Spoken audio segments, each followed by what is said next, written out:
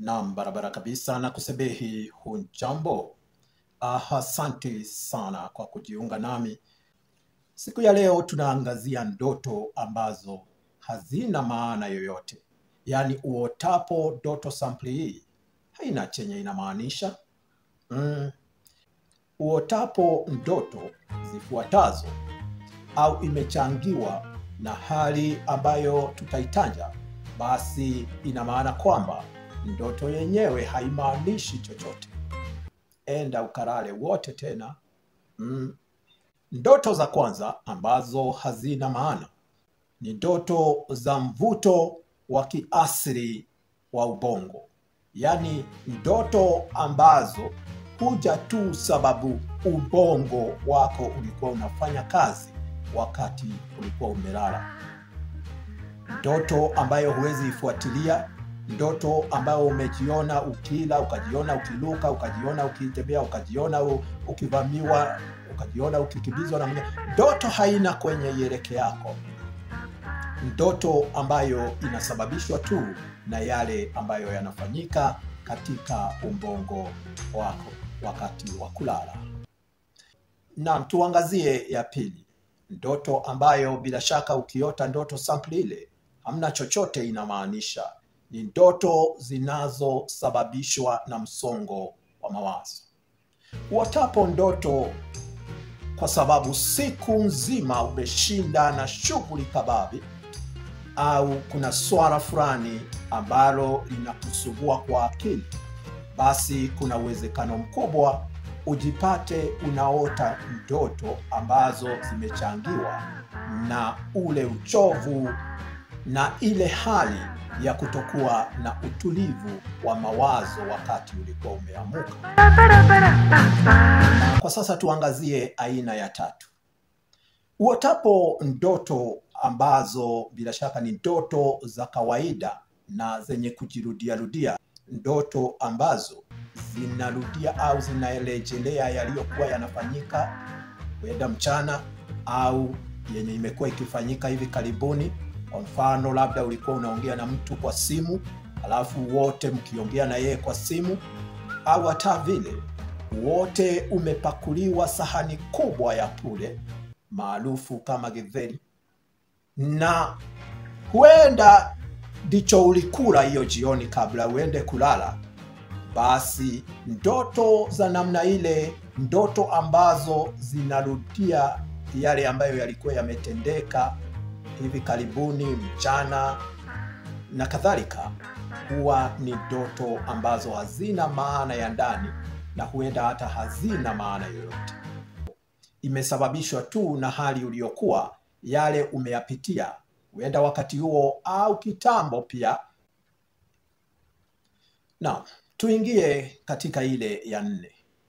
Uotapo ndoto sababu ulikuwa mlevi, ulikuwa umekula vya kwako, ulikuwa umejiloga na madawa, huenda dawa za hospitali au hata dawa za kulevya, basi huenda ndoto kama ile ambayo imesababishwa na yale isiwe na maana yoyote, kwani pia itakuwa ni ndoto ambayo bila shaka haieleweki itokako na ieleke yako. Naam, kwa sasa tuangazie ile ya 5.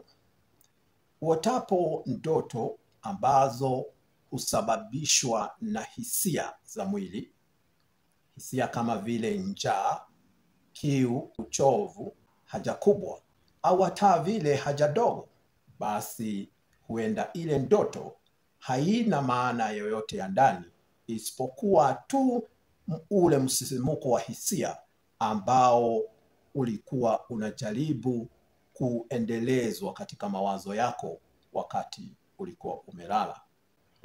Basi ndoto sample ile huenda haina maana ya ndani, haina maana yoyote fiche. Na kwa sasa tuangazie ya 6.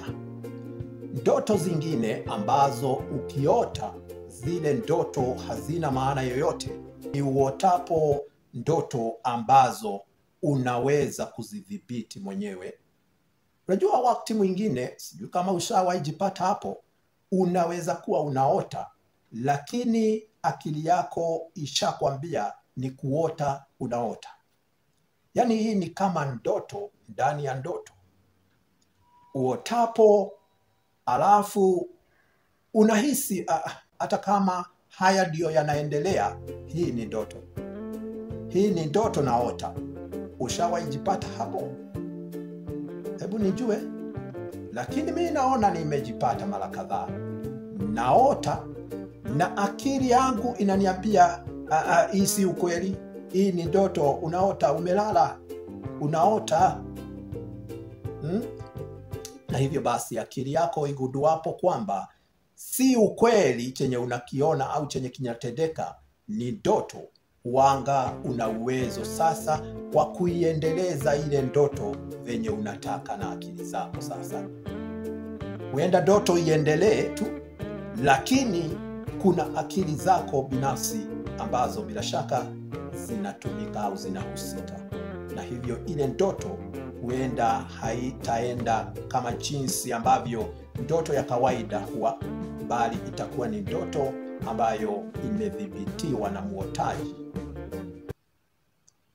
Naam, na kwa sasa tuangazie aina au kundi la 7 la ndoto ambazo bila shaka hazimaanishi chochote. Uotapo ndoto sampuli nazo ni ndoto ambazo husababishwa na vitu vya nje. Jinsi ambavyo kunaendelea huko nje inaweza athiri jinsi ambavyo ndoto yako itakuwa ikiendelea. Pia ile hali inaweza kukusababishia ndoto. Kwa mfano, kama mahali umelala kuna sauti, ile sauti au yale maneno ambayo unayasikia inaweza changia sana ujipate unaota ndoto kulingana na ile sauti. Na wakati mwingine hata unaweza jipata ukijibu, lakini si wewe mwenyewe unajibu, ni akili zako zinajibu, lakini unajibu ukiwa kwa ndoto. Inaweza kuwa ni sauti kubwa ambayo itasababisha uote ndoto zenye vurugu, ndoto zenye mbio, ndoto zenye mahangaiko na ndoto za kuteseka. Ndoto ambazo bila shaka uotapo ndoto sampuli ile huwezi kuwa na usingizi mzuri hata. Vile vile kunaweza kuwa ni mwanga. Unajua mwanga pia huathiri usingizi, na vile vile unaweza athiri ndoto. Na hivyo kama uko mahali kuna mwanga wa rangi tofauti tofauti, unaweza jipata unaota, na zile ndoto ambazo unaota zimeathiriwa pakubwa na ule mwanga. Na vile vile harufu. Unaweza kuwa kwa mfano umelala na kapilau kamepikwa au kanyama, na uhisipo ile harufu inaweza kukuathiri. Kama ni ya nyama, unaweza jiona katika mbuga fulani ya wanyama mkiwa mmeketi mmeusunguka moto huku mnachoma nyama. Ile ndoto imechangiwa na harufu ya nyama. Inaweza kuwa ni harufu ya pilau, na ujione mko mahali kwa harusi, mnasherekea, mnakula, ile ndoto yenyewe. Pia kuota ukiwa kwa harusi haina maana unakuja kuoleka hivi karibuni, wala haina maana utaoa. Imechangiwa na harufu ya pilau ambayo unainusa wakati umelala, na hivyo akili yako ikichukua ile harufu inaunganisha na kukuletea picha ya kitu fulani au mahali fulani ambapo ulipata harufu kama ile.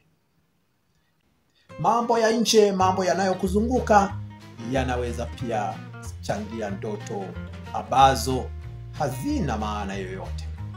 Na hivyo basi ni vema kujua kwamba si kila ndoto ambayo ina maana, na si kila ndoto ambayo unaweza itafsiri vilivyo. Na ndio tunasema kila wakati, Angalia hisia zako, angalia mazingira yako, nini kilichokuwa kimekuzunguka, nini ulikuwa umepitia hapo awali, nini kinaendelea katika maisha yako, ndio uweze kujua ile ndoto inaweza kuwa na maana fiche au imesababishwa na hali iliyopo kwa wakati huu. Na kufikia hapo, natumai umesoma kitu, sio? Asante sana kwa kukaa nami hadi tamati. Mie wako Bin Mureithi, sina la ziada ila tu kukuombea Mola na akupe ndoto zenye maana, kwani Mungu naye akiamua kukuzungumzia kwa ndoto, mimi nani nikose kusema swadata. Bye bye.